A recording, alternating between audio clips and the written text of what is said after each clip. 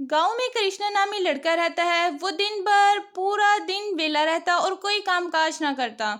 उसको एक मुस्कान नामी लड़की बहुत पसंद थी। वो उससे अपनी पसंद का इजहार करता है, मगर वो उसको साफ जवाब दे देती है कि मैं तुझ जैसे फारिग इंसान से बिल्कुल शादी नहीं करूंगी, और ना ही मैं कभी शादी करूंगी, और ना ही मैं कभी शादी करने का सोच सकती।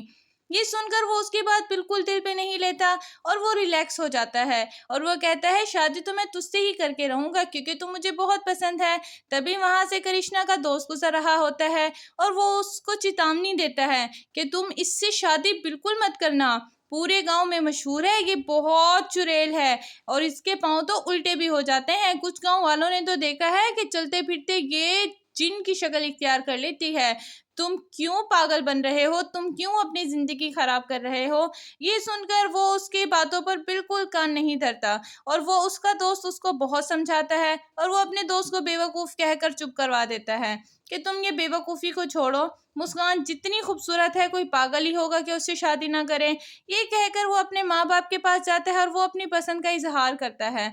उसके माँ बाप बहुत अमीर होते हैं, लेकिन वो अपने नकाम नकारा बेटे को किसी काबिल नहीं बना सकते, जिसकी वजह से वो परेशान होते हैं। उसकी माँ उसकी बात पर मान जाती है और वह कहती है, कौन बेवकूफ़ होगा जो इतनी जायदाद को छोड़कर, इतने मेरे काबिल बेटे को छोड़कर कोई शादी के लिए इनकार करे। अरे मैं तो अपने बेटे का रिश्ता लेकर ज़रूर जाऊंगी। उसका बाप उसको मना करता है कि इसको किसी काबिल बनने दो ताकि हम इसका रिश्ता अच्छी जगह पे कर सकें, लेकिन वो बिल्कुल नहीं मानता। वो कहता है, अगर शादी करूंगा तो मुस्कान से करूंगा, मुस्कान के अलावा किसी से शादी नहीं करूंगा।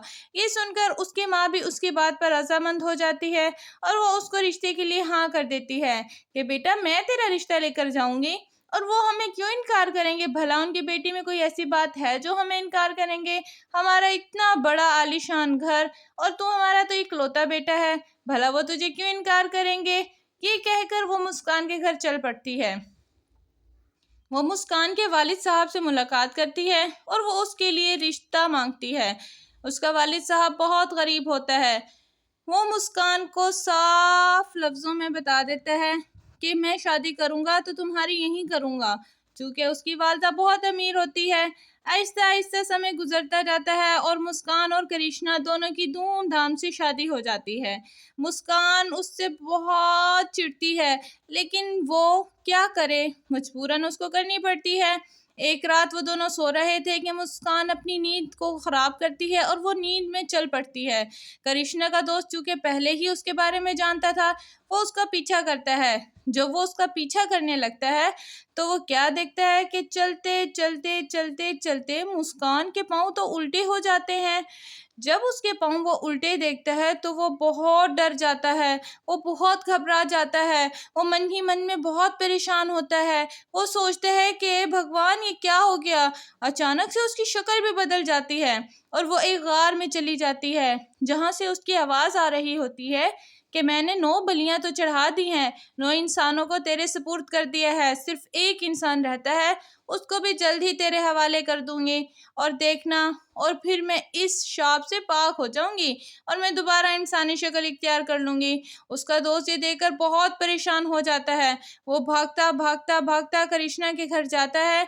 वो खिड़की के पास खड़ा होकर उसको बहुत आवाज़ें देता है, करिश्मा आवाज़, अरे करिश्मा आवाज़ आ रही है, आवाज़ आ रही है, दरवाज़ा खोलो। वो बहुत घबरा जाता है, वो मन ही मन में बहुत परेशान होता है। वो मुस्कान के बारे में पूछता है कि मुस्कान भाभी कहाँ हैं? मैं तुम्हें एक बहुत बड़ी हकीकत बताने लगा हूँ। इतने ही में मुस्कान पीछे से आ जाती है। अरे करिश्मा क्या हुआ है? क्यों इतनी रात में भाईजान घर पे आ गए हैं? खैरियत है? वो घबरा जाता है। वो कहता है, अरे भाभी खैरियत ही है, कोई मसला नहीं है। ऐसा कहकर वो उसके अपने शौहर से पूछती है, अरे ये इतनी रात में क्या करने आया था हमारे घर पे और ये क्या कह रहा था आपसे?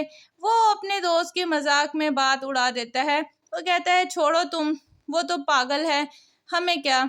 इतने में वो सोती रहती है और सुबह हो जाती है। उसकी माँ को बहुत गुस्सा आता है। वो मुस्कान को आवाज़ देती है, मुस्कान उठो, इतनी सुबह हो गई है, तुम्हें पता है क्या वक्त हो रहा है कि घर में रहने के कोई तरीके होते हैं? मुस्कान को सुबह सुबह उठने पर बहुत गुस्सा आता है और वो तेज गुस्से से उठकर अपनी सास के पास जाती है। और वो अपनी सास को कहती है, क्या मसला है आपको? आप मुझे क्यों परेशान कर रही हो? आपने मेरी नींद खराब कर दी। उसकी सास को भी बहुत गुस्सा आता है। क्या तुम इतनी मजाल, क्या तुम मुझसे जबान लड़ाओगी? तुम्हें पता है मैं तुम्हारी कौन हूँ?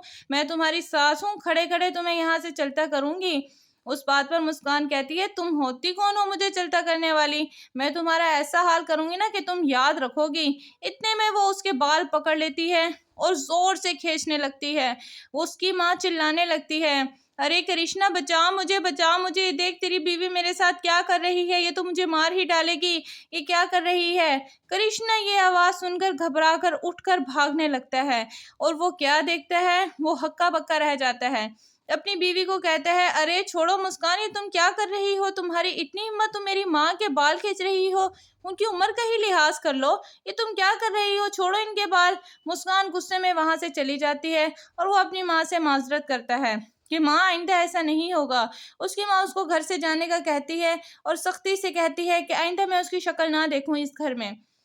करिश्मा मायूसी की हालत में अपने दोस्त से जा मिलता है और वह कहता है, यार मैं बहुत परेशान हूँ।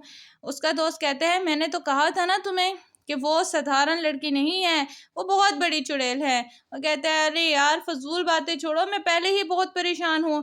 तुम्हें पता है आज उसने माँ जी से कितनी बदतमीजी की है, उसके बाल खींचकर इतनी बुरे तरीके से उसको मारा है। उसका दोस्त कहता है, अरे यार वो लड़की नहीं है, वो चुड़ैल है, तुम मेरी बात क्यों नहीं मानते? तुम मेरी बात क्यों नहीं सुनते? वो फिर भी उसकी बात पर कान नहीं धरता। वो रात हो जाती है और वो अपने घर को चल पड़ता है। जब वो अपने घर को जा रहा होता है और वो बैठा ही होता है कि मुस्कान को नजर आती है। मुस्कान कहती है, अरे तुम यहाँ क्या कर रहे हो? मैं माफी चाहती हूँ।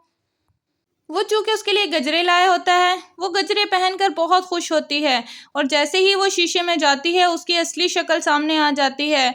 वो बहुत डर जाता है और बहुत खौफजदा हो जाता है। वो कृष्णा मुस्कान का असली रूप देखकर बहुत खौफजदा होकर कहता है, अरे ये तो तुम क्या हो? तुम तो चुड़ैल निकली। वो भी हंसकर कहती है, अब तुम्हें मेरी असलियत का पता ही चल गया है, तो अब मैं क्या कह सकती हूँ? आज मैं तुम्हारी बलि चढ़ाऊंगी और देखना तुम्हें छोड़ूंगी नहीं। ये सुनकर वो भाग पड़ता है। वो अपने दोस्त के पास जाता है और उसके जोर जोर से दरवाजे बजाता है। उसका दोस्त दरवाजा खोलता है और उसको कहता है कि मुझे बचा ले यार, तुम सही कहते थे, वो तो बहुत बड़ी चुड़ैल है, मुझे माफ कर दो, मैंने तुम्हारी बात पे यकीन नहीं किया। अगर मैं तुम्हारी बात पे यकीन कर लेता तो मैं ऐसी नौबत तक ना आता। उसकी बीवी कहती है, अरे ये मुसीबत हमारे ही गले आगे पड़नी थी, हमारे छोटे छोटे बच्चे हैं, इसको निकालो यहाँ से, निकाल बाहर करो। वो तो चुड़ैल ही है और वो चुड़ैल के रूप में ही बाहर खड़ी है, वो हमें खा जाएगी। कृष्णा कहता है, अगर तुमने मेरी मदद ना की तो मैं अपने साथ तुम दोनों को भी लेकर डूब मरूंगा। तुम ये सोच लो, तुम मेरी मदद करो। जब वो अपने बच्चों की बात करता है तो कृष्णा के दिल में थोड़ी सॉफ्ट कॉर्नर आती है और वो उसकी बच्चों की बात सुनकर वो चुप हो जाता है। वो कहता है, अच्छा चलो मैं चला जाता हूँ यहाँ से, तुम लोग ठीक है, अपने बच्चों का ख्याल रखो। ये सुनकर उसका दोस्त भी थोड़ा शर्मिंदा होता है और अपनी बीवी को कहता है कि तुम बच्चों के पास जाओ कमरे में, मैं अपने दोस्त को अकेला नहीं छोड़ूंगा और ना ही छोड़ सकता हूँ। तुम ऐसा करो, बच्चों के पास जाओ। ये सुनकर दोनों दोस्त अपनी दोस्ती को हमेशा कायम रखते हैं और दोनों को एक दूसरे पर खूब फख्र होता है।